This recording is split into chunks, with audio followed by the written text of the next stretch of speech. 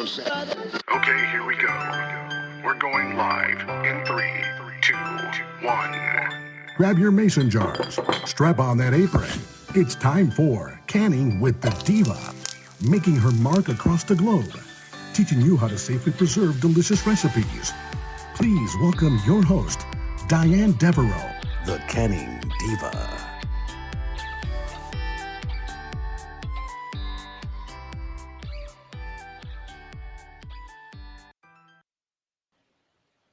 Hey everyone, thank you so much for tuning in. This is Diane Devereaux, the Canning Diva, and you are listening to Canning with the Diva. I want to thank you for tuning in, but mainly I want to thank you for your patience. I have been working diligently to create new recipes. I've been working on my 4th cookbook, and on a personal note, I sold my home and purchased another. So if any of you have been through the same recently, you know how chaotic that is, and packing and moving and unpacking. It's very tedious and time consuming. So I really want to thank you for your graciousness while I sorted my life out and focused on new ways to preserve food.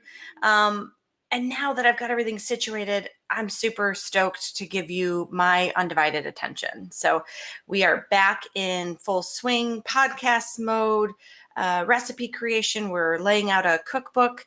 It's going to be a 2nd edition of Canning Full Circle. So it's going to be expanded and revised, and that's going to be available in April of 2022.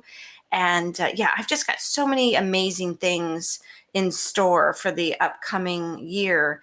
And throughout season 2 of Canning with the Diva, I'm going to be sharing that with all of you. So let's get started. In today's episode, Nature's Cold and Flu Remedy, chicken soup. I am really excited to teach you how to home can chicken soup to help ward off the seasonal crud. I mean, we need to keep our immune systems working in optimal condition and have some warm relief if you do happen to catch a cold or flu bug. Also in today's episode, I'm really excited to give you some history on how this amazing soup got its name as nature's penicillin. It's also been called Jewish penicillin. And I want to share with you some of its medicinal properties, such as anti-inflammatory, the nutritional value, very, very healthy soup here. And so, we need to have this on our pantry shelf as canners, as food preservationists, and those that, are prepared. We definitely want to have chicken soup on our pantry shelf for a variety of reasons. And of course, there's a reason why chicken soup got its name, soup for the soul. Those of us who love chicken soup, we know why. I mean, it's warm, it's comforting. There's nothing better than sipping a hot bowl of this amazing time-honored goodness. And so we're going to dive into that today. Lastly, it's my pleasure to share with my fellow canners a variety of ingredient substitutions so that you can create a version of chicken soup that satisfies your personal taste buds or your dietary needs. And hey, if you have a favorite family chicken soup recipe that you and your family love, I will share with you the secret of how to preserve it in a jar for years of enjoyment and healthy bounty. All right, so let's get started with regards to the history of chicken soup. And, I share this when I teach face-to-face or if I'm giving a presentation to a large venue because I find it fascinating. Food is more than just something we, plop at the table and consume as fast as we can so we can get back to the next chore. There's a lot of history to the dishes that we create, either to serve fresh or to put in a jar. And it's through this history we've learned a variety of ways in which it has benefited the human race. So one of the coolest things with regards to chicken soup is it dates all the way back to Chinese antiquity in the 2nd century BC. I mean, this is an old recipe that has been, helping millions of people for centuries. The earliest recorded evidence of chicken soup being used as a therapeutic dish can be found in Chinese medical texts. Now, I can't pronounce it. I'll slaughter it if I try. But if you Google the Chinese history to chicken soup, it's fascinating how in-depth and how amazing it was for a variety of medicinal reasons. In the record I'm referencing, it was declared that chicken soup was what's called a, quote, yang food, which means a warming dish, to which different therapeutic herbs can be added to cure various diseases. And honestly, it really all stems from that broth. And so those of us who've been huge chicken soup connoisseurs, we know that, using meat with the bone, so you have the marrow, the skin, there's a variety of cuts you can use. You don't just want to use chicken breast. You want to have a whole chicken in that soup, right? It's the broth then made from that soup that gives that yang food, as well as the therapeutic herbs that we can add, based on what we're trying to accomplish, right? Now, chicken soup was back in the day also given to women after pregnancy. It was also given to elderly people. What's the common thread there? These groups are considered to be in need of energy-giving yang food, or they're more susceptible to diseases or peril because their immune systems are either on the decline, or in the case of pregnancy, you're feeding too, and your immune system's working overtime, and you need to ward off anything that could possibly be harmful, right? So it's kind of fascinating going back that long. They saw that need then. The reason they call it yang food, though, is because the Chinese believed it would transport energy around the body, and it would have an invigorating effect. So the elderly, of course, were given that to keep them moving, right? In Greece, the physician Galen in the 2nd century AD recommended chicken soup as a cure for migraines, leprosy, constipation, fever. He was all over the place, right? I mean, I don't know about chicken soup for leprosy, but hey, they were seeing the benefits of chicken soup once it was consumed. So of course, this was a staple and a go-to. Now, while the origins, of this later Jewish staple were found in Greece and China, in the Jewish history, chicken soup is the undoubtable symbol of Jewish cuisine.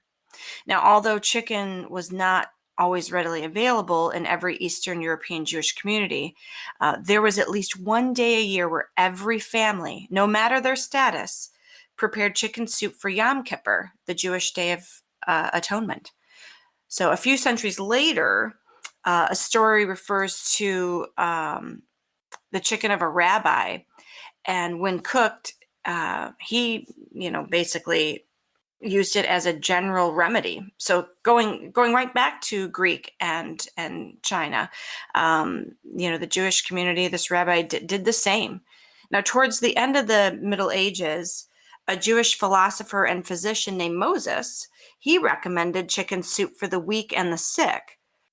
But chicken soup remained an infrequently eaten dish until the 15th century. So back in those times where this was a therapeutic or medicinal remedy, that's pretty much all it was reserved for. But then, thankfully, society revived the art of raising chickens to compensate for the other meat shortages.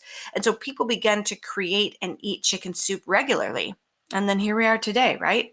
I mean, this is something I make at least 4 times a year. I can it probably also is that much as well, just because we go through it.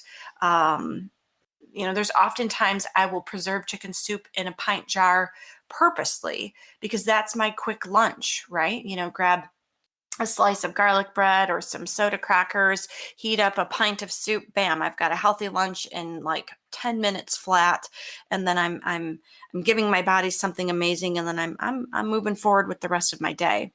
And then we all know when we do actually get a little bit of a flu bug or a cold bug, or we feel we're coming down with something, heading to the pantry to quick heat up a pint of that chicken soup is to me more often than not a lifesaver, because I know I'm giving myself something immune boosting that's going to help me fight whatever's coming.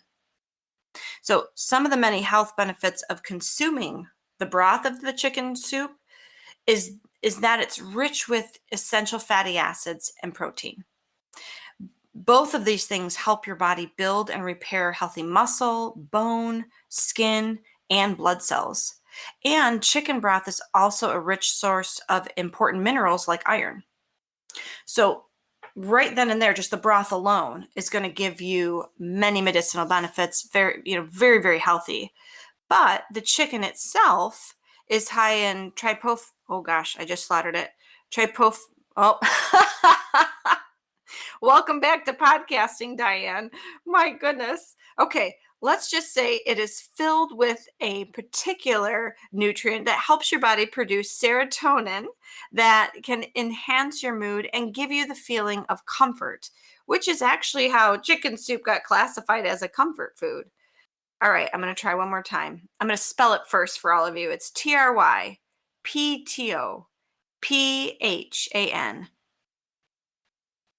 Tryptophan. Oh, I think I need another cup of coffee. Anyway, the beauty is when you consume chicken, whether it's in, soup, whether it's baked, chicken is a serotonin producing meat. So that is very, very, good for all of us, especially on those winter days where it's really dark, you're kind of blue. I know those of you in the Midwest, like me up in Michigan or on the East Coast, there's days in the winter where it's just so gray for weeks before you see the sunshine. So having that chicken soup on hand is also going to provide you that comfort, boost your serotonin levels, get you smiling again, and provide that well-known comfort, if you will. Now, the main vegetables used in chicken soup, such as carrot, celery, and onion, they contain vitamins such as vitamin C and K. They also have antioxidants and, of course, minerals. And it's these vitamins, antioxidants, and minerals that help build a healthy immune system to fight off viruses. And you'll be able to actually get your body to recover more quickly if you happen to contract an illness. The most noticeable benefit provided to us when we consume hot chicken soup is just that. It's hot. So the steam can open up airways, making it easier to breathe, which is a huge relief if you suffer from a stuffy nose or congestion when you're battling the cold or the flu. So chicken soup, thankfully, has not only, because you're serving it hot, the ability to kind of hover over that bowl, breathe in all that nice hot steam and clear those airways. It also, in and of itself, has a mild anti-inflammatory effect, which benefits you if you're feeling achy because it's going to help relax those muscles. It's going to soothe the discomforts that often come with, the cold and flu symptoms. And then, the vitamins, my goodness, cozy comfort, something nice and hot, so it's going to soothe a sore throat. I mean, you can't say enough good things about nature's penicillin, right? Chicken soup is all it's cracked up to be, and I highly encourage you today to stay with me, learn how to put this yummy goodness in a jar so that you have it on the ready whenever you desire. All right, so on that note, let's get over to the canning recipe. So today I'm going to share with you my mom's recipe, which has been served in our family for well over 40 years.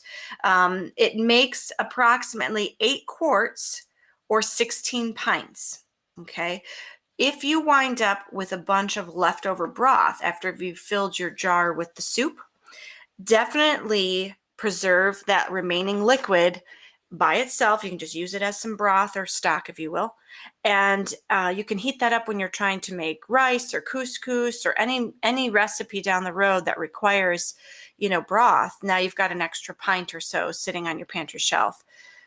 Plus, it's also a really good way to fill the canner space. So because it's making 8 quarts and most canners only can hold 7, you now are going to have to process a second batch. So this is a great way to add additional jar space to the canner if you're going to preserve that leftover broth. Okay, so let's get into the ingredients here. Grab your pen and paper. You're going to need 8 quarts of water, which constitutes 32 cups. 1 whole chicken. Now, I often tell people get your whole chicken.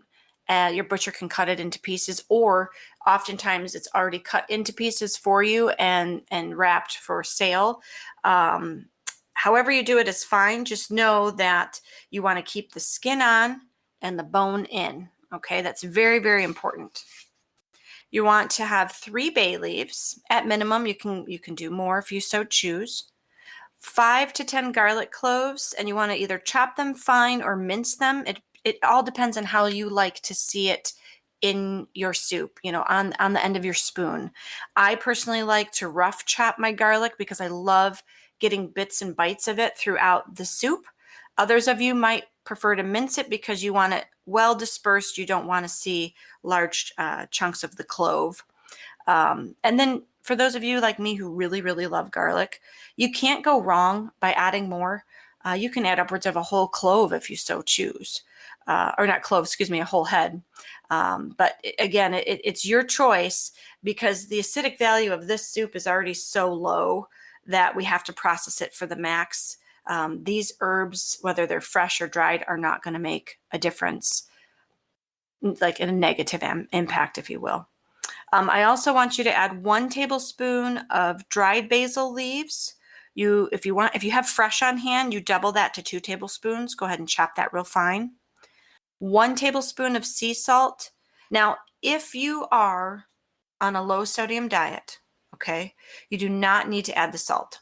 You can omit that from the recipe. Salt is not going to preserve this soup any better or worse. It is only added for flavor. And if you don't have sea salt on hand, that's fine. You may use whatever salt you typically cook with, even table salt. The only time table salt is not recommended is when you're pickling because it's going to leave a cloudy residue in your brine.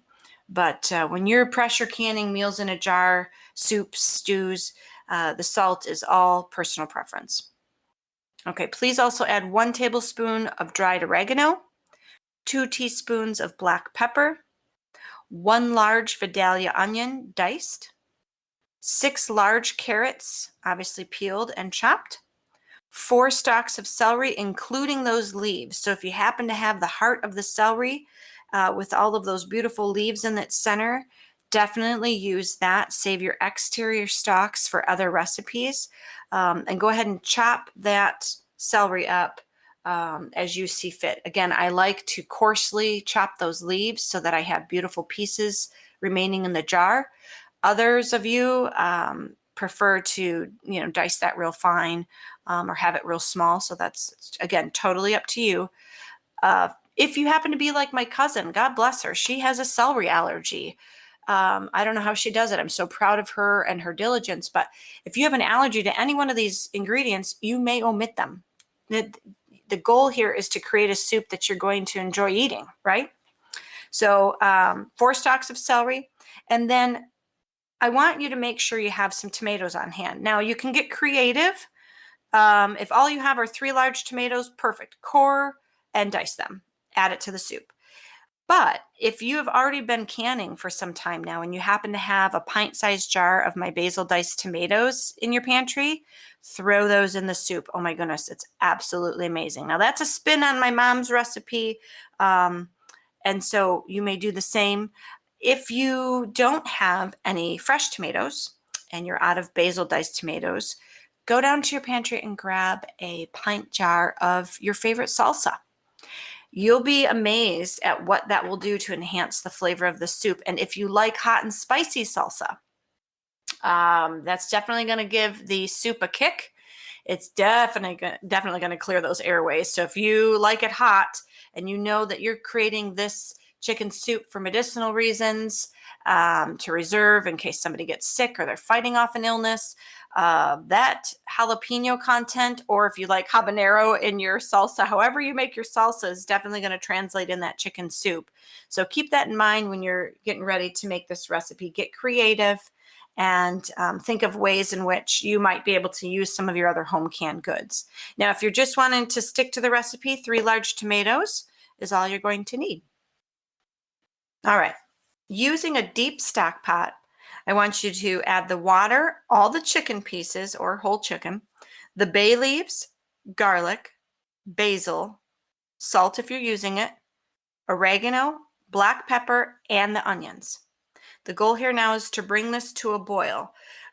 Depending on the thickness of your stock pot, you may not want to crank it on super high. Okay, you may want to start with a medium-high heat and bring it to a boil very gently. The reason I'm asking you to do it this way is I don't want you to make a mistake like I did before. I threw it in my stock pot. I have thick and thin bottomed, but I used the thin bottom that day. Got busy working on some other prepping.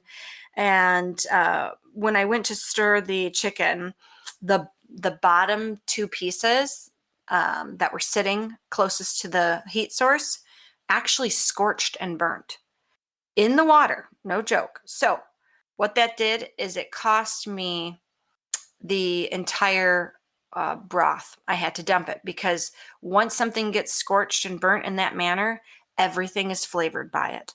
And so, I pretty much had to start over, and I lost out on some of the nutrients that I had extracted from those chicken pieces within that broth. It still was an amazing soup, so don't get me wrong, you can still salvage it, but just don't go through that headache. Go ahead and bring it to a gentle boil, stir it often, and you're going to want to cook that chicken through, which is going to be approximately 20 to 30 minutes, depending on the size of the chicken pieces. I don't know how it's cut or if it's whole, so it might just take a little bit of time. You don't want to overcook the chicken and make it like, leather. The purpose of this is to extract some of those nutrients right off the bat, because you want to pull it from the bone and you want to pull it from the skin as well as the meat. If you want to leave it longer because you really want to create a thicker broth or stock, if you will, you may do so. Just make sure that temperature isn't on a full boil, and maybe just a simmer, and you can go ahead and add some time to that process. That's totally fine. But again, regardless of which way you're going, stir it often to bring those bottom pieces to the top and keep that chicken moving throughout the water. All right, so once the chicken is cooked through, remove either the chicken pieces or the whole chicken, however you did this. Remove it from the stock pot and let it rest on a cutting board to cool. Now, there may be some foam setting on the top of your broth. Now, some of you might immediately want to just get rid of it because it's like, well, this is foam. It's not normal. It shouldn't be here. Others of you, like me, tend to leave that because you know where that chicken came from. You boiled it. You're not concerned about that foam resting on the top. Here, when I do this, though, just keep in mind, I personally examine the foam for impurities. So if it looks just like it's a byproduct from that slow, gentle boil, I just mix it right back in and leave it. If it looks like it's full of gunk, oftentimes, depending on what the grocer may add to the chicken, they'll add like a broth or a water solution to kind of pump up your chicken breasts or pump up, various pieces of the meat. I notice this primarily when you just use breast meat, not necessarily a whole cut chicken. But if that's all you have on hand is breast meat and you're trying to make soup with it and you notice these weird, like chunky white pieces floating on the top, I remove those. It's totally your preference. But I don't want gunk going in my soup, right? I mean, the whole point of canning is to know where your food comes from, know what you're putting in every jar. So depending on the type of chicken you use, whether it's organic or minimally processed, if it's organic, it's going to foam a lot less than commercial brands. I'm not going to get into why, because I just don't have all the scientific data to share. I have my own personal opinions, but that the goal is for you to decide. You decide. The foam is not your enemy. You assess it, and you decide if you want to keep it or skim it. I mean, after all, right? It's your kitchen, your rules. So I'm not there to guide every individual's batch. So you do what's right for you, and you're going to be just fine. Now, you're going to keep this broth while you're adding your vegetables. You're going to keep it at a gentle boil, and you're going to add the carrots, the celery, and the tomatoes, whether they're fresh or home canned, and you're going to stir that well, and you're going to let that boil for about 5 minutes. Now, while the vegetables are boiling, I want you to prepare the chicken by removing all the skin and bones. And whether you're using a paring knife or your own fingers, I want you to cut and tear the chicken into bite-sized pieces until all the meat, both light and dark, have been removed from the carcass. And then I want you to add that cut chicken to the stock pot and boil for an additional 5 minutes. And then I want you to remove it from the heat. The purpose of this is to not overcook those vegetables. We are going to be processing this soup for the max time and temperature. The last thing we want to do is have it break down the integrity of the food. So we want to just bring this to a long enough boil to permeate and blend the flavors, and then shut it off so we can get that food into the jars. Now, using a slotted spoon, I want you to evenly distribute the solids from the soup into each jar, filling each jar half full. So the point here is you want to make sure you have a good ratio of solids to liquids. If you just started ladling the soup, what's going to happen is your first 4 or 5 jars are going to be more heavily filled with solids and less broth. And then by the time you get to the others, you're going to have a wimpy soup with hardly any meat or vegetables, but lots of broth. So by using a slotted spoon first, this will help you control each ratio of solid to liquid in each jar. So you know when you go to open one, you're going to have a nice mixture.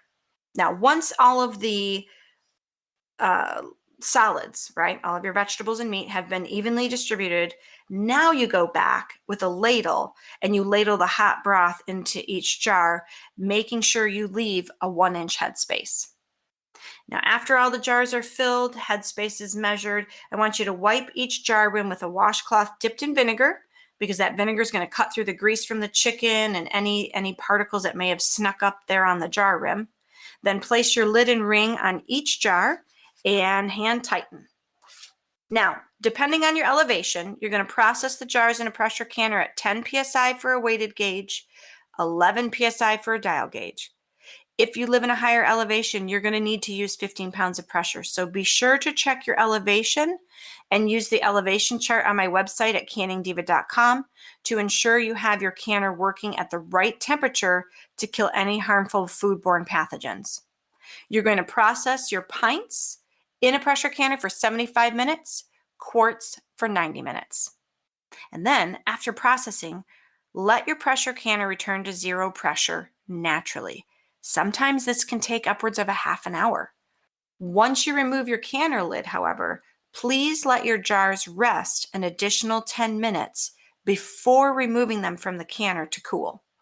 This will help you avoid siphoning. And siphoning, for those of you new to canning, what that means is during that vacuum process, some of the food within the jar escapes the jar due to temperature swings. And when that happens, it unfortunately poses a risk of your lid not sealing, because as the food escaped, it left particles on the jar rim, meaning you're not getting a good contact with that rubber compound and the glass. And you definitely do not want your jars to not seal, because then you can't store them for long term, right? If you, after 3 hours, have noticed a lid did not seal, no worries. Pop that jar into the refrigerator and eat it within a week. All right, so let's get into some substitutions. So I know many of you may prefer to add additional vegetables to their chicken soup recipes. So whether it be green beans, peas, corn, potatoes, I understand there are of many variety. And some of us, and I have to admit I've done this before, we might add vegetables based on what we have left in the refrigerator that we need to use up, because we do not want to be throwing it out, right?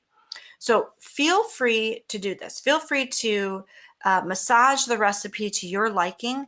Just keep in mind the ratio of solid to liquids and be prepared for your yield to increase overall. So let me share with you some measurements that will assist you so that you can create the soup that you prefer. You can use my recipe as a guideline, and then you can massage it to your liking.